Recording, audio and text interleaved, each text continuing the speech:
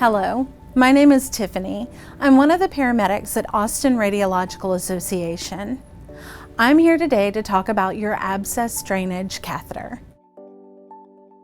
We'll go over several pieces of equipment to make sure that you are comfortable with this new and sometimes overwhelming piece of equipment that you're using with your body. This first piece of equipment that we'll discuss is the actual drain that is coming out of your body. You will notice the drain has a white piece at the end, and you may or may not be able to see the blue tubing that is coming out of your bandaging. You'll notice outside of your drain is a locking mechanism. This is locked by the doctor who inserts your drain. Your abscess drainage catheter will connect to a piece of tubing. This is your catheter tubing. It connects at this site.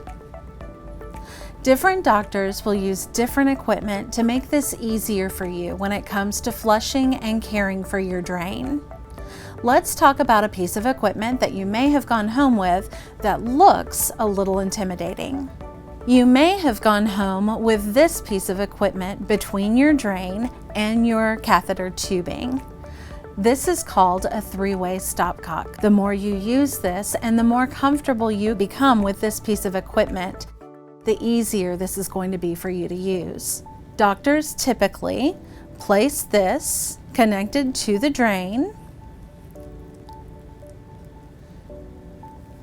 and the other side connects to your catheter tubing. The three-way stopcock may have another piece of equipment attached as well. Some doctors will attach this blue clave device. This device is going to connect where you will flush your tubing. This works the same way this access port works on the three-way stopcock.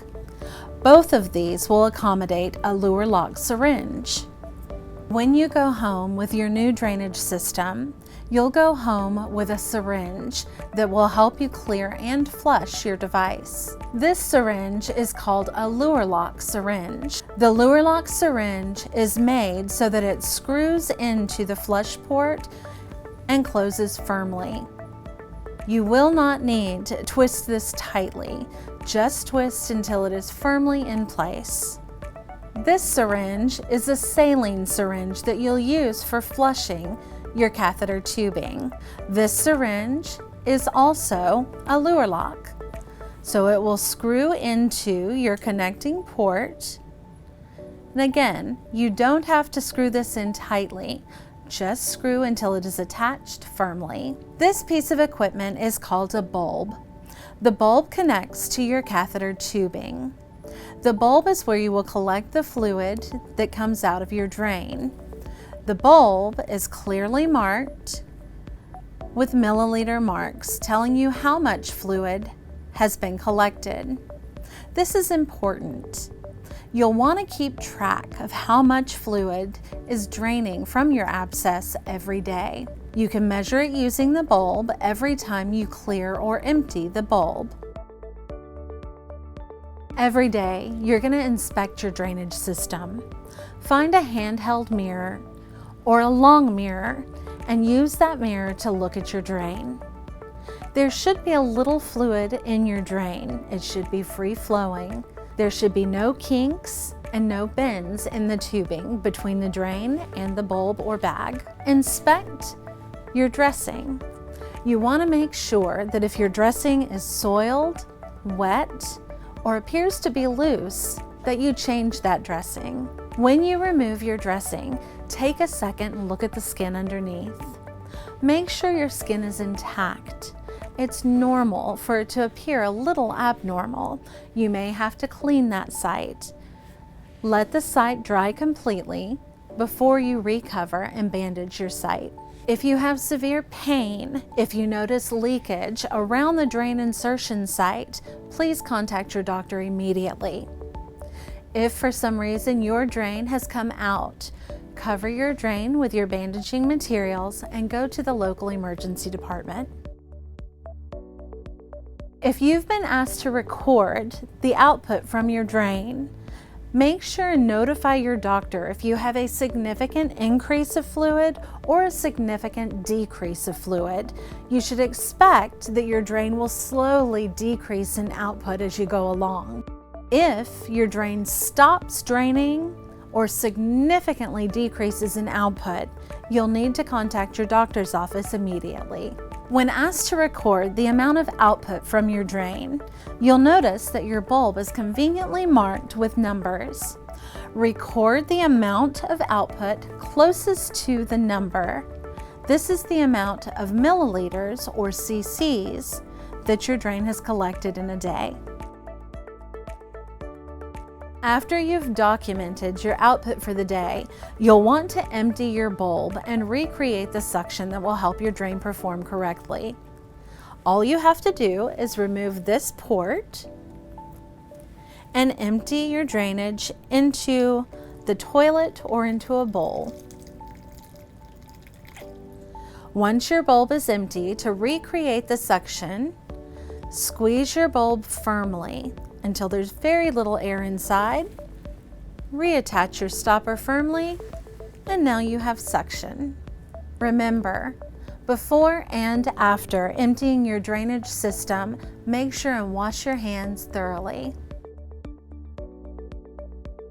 Let's talk about flushing your drain. We want to make sure we have a few things ready when it's time for you to flush your drain. Make sure you have something to clean your access point, like an alcohol prep pad. You'll also need either a pre-filled normal saline syringe or a bottle of saline solution and one of your Luer lock syringes. Before we get started, let's fill your saline syringe. Remove the top from your saline solution. Break the seal on your Luer lock syringe by gently pulling back on the plunger. Insert your syringe into the saline solution and draw back 5 to 10 milliliters of fluid.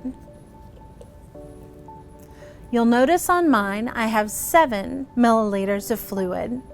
Make yourself comfortable. You can do this from a seated or standing position, or you can lie back. I have this draped for demonstration purposes only. You do not need a towel or a sterile area to flush your drain. When you're ready, turn your stopcock so that the branch with the word "off" is directly pointing to your catheter tubing. This turns off the flow of fluid from your drain to your catheter and leaves open this port where you'll insert your flush. It allows for the fluid from your flush to go directly into your drain without going into your catheter tubing. Remove the cap and clean this port. This is where you'll want to use one of your alcohol prep pads. Open your prep pad, grasp the end, and slowly turn and clean the entire port area. After you've cleaned your port, take your normal saline syringe and firmly insert it into the port. You'll turn until it is connected. You do not need to over-tighten. This will make it difficult and frustrating to remove. Turn until it is secure. Never pull back on your plunger once connected to your drain.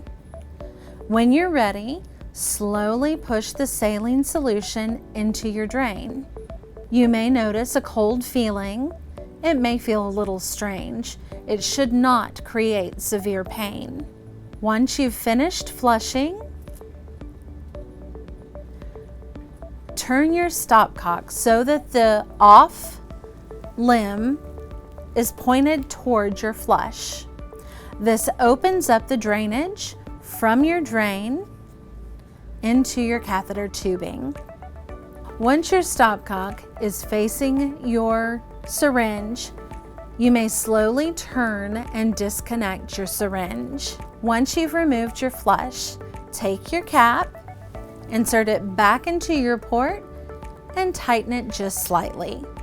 Do not over tighten the cap. This will make it very difficult to remove next time you're ready to flush your drainage. If you feel any pain or resistance when flushing your drain, please contact your doctor immediately. Should you experience fever or chills after flushing your drain, call your doctor. Let's talk about changing your dressing. Your dressing will need to be changed every day or every other day. Your dressing should be changed anytime it is wet or soiled or loose around the edges. When you come home from the hospital or clinic, you're going to notice your dressing is probably a little different than what you have to work with. Let's talk about removing this dressing. Holding your drain cap between your fingers or with one finger on the drain cap, start pulling back on the dressing that is over the blue. Keep in mind, this can be very sticky. If you're having trouble pulling this up, don't struggle. Use an alcohol prep pad or dampen so that you can pull it back just a little easier. When you pull this back, make sure your finger is holding your drain in place. You're going to notice there is a small length of drain outside of your body and on top of this bandage. Pull back this outer layer to expose that small piece of catheter. The blue that this is resting on is also very sticky. You'll want to keep your hand on your drain until your drain is free of the dressing. Holding your drain as best you can, go ahead and start removing your outer dressing. This is the dressing that touches your skin. As you start peeling this up, you may notice that you're leaving behind a little adhesive. That's okay, that's normal. As you pull this off, start removing it all the way around the drain, keeping your hand on the drain if possible, so as not to dislodge anything. You'll have to forgive us. This torso does not actually have a drain in place, so you'll notice I have white strips of tape holding the drain to the body. When you remove your dressing, you will not have these white strips of tape. Slowly remove your adhesive. Use alcohol prep pads or warm soapy water where you need to pull this away easily. Once the drain is free and clear of the dressing, inspect your skin around the drain access point. If you have fluid leaking from the drain, you'll need to contact your doctor's office. Inspect the skin to make sure it is intact. You can use saline and gauze to clean the area as needed. Keeping in mind the saline and gauze will not remove that adhesive. The adhesive may stay with you for just a little while. When you're ready, take your supplies. Today we're going to use what you will most likely have at home.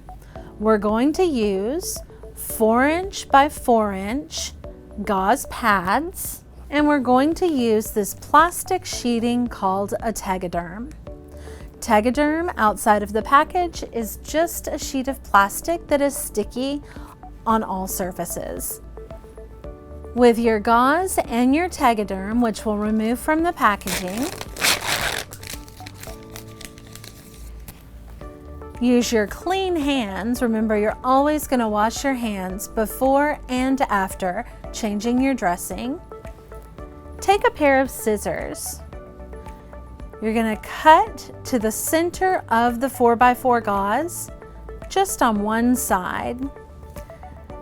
This allows you to place the gauze around the tube as it exits your body.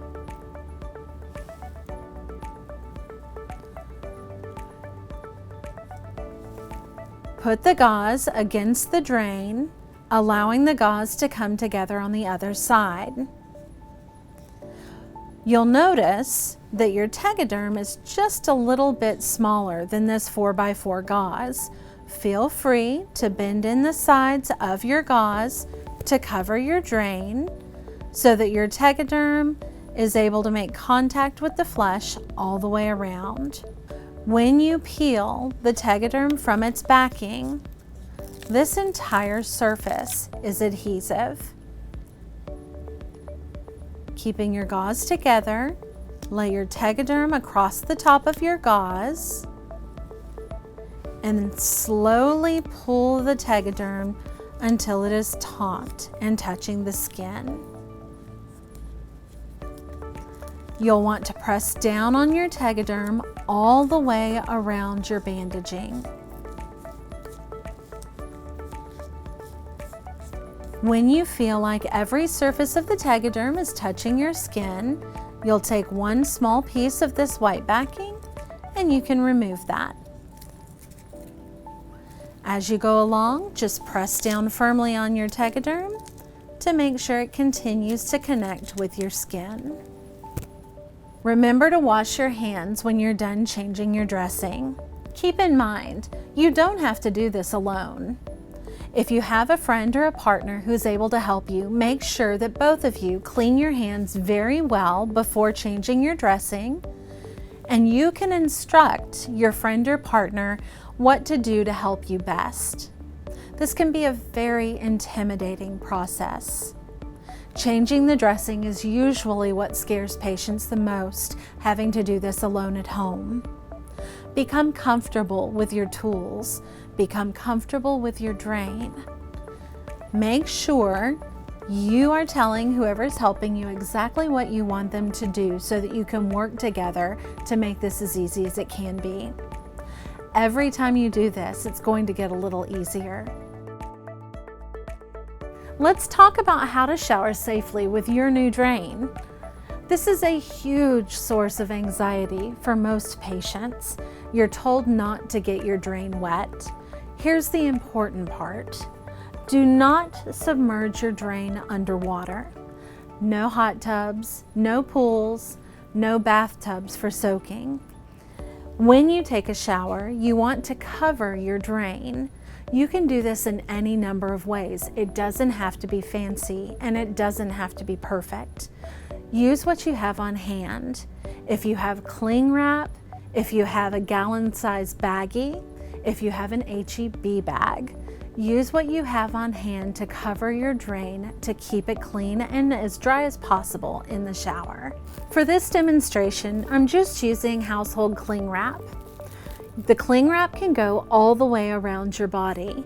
Make sure your drain side is covered well.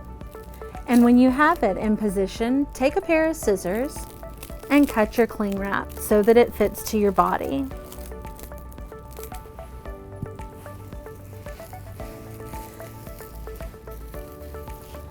Remember, this is not a perfect science.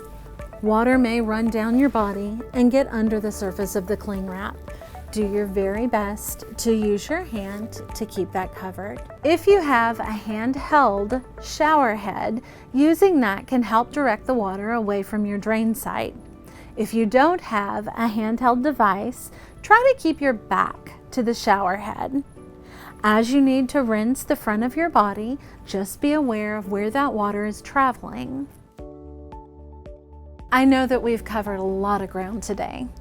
I know that if you're not in the medical field, this is incredibly overwhelming and very intimidating. I encourage you to enlist a friend, a family member, someone you trust to help you care for your drain. I encourage you to become very familiar with the drain that's been placed in your body, the catheter tubing, the bag, the bulb, whatever drainage system you have.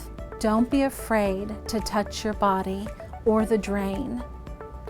The more comfortable you become with this, the easier this is going to be for you. If you have questions, if you have problems, fall back on your medical staff. Contact your doctor's office, contact your nurse. Let them know that you're struggling. Let them help you through this. We know you can do this. It's going to be a little strange at first, but you're perfectly capable.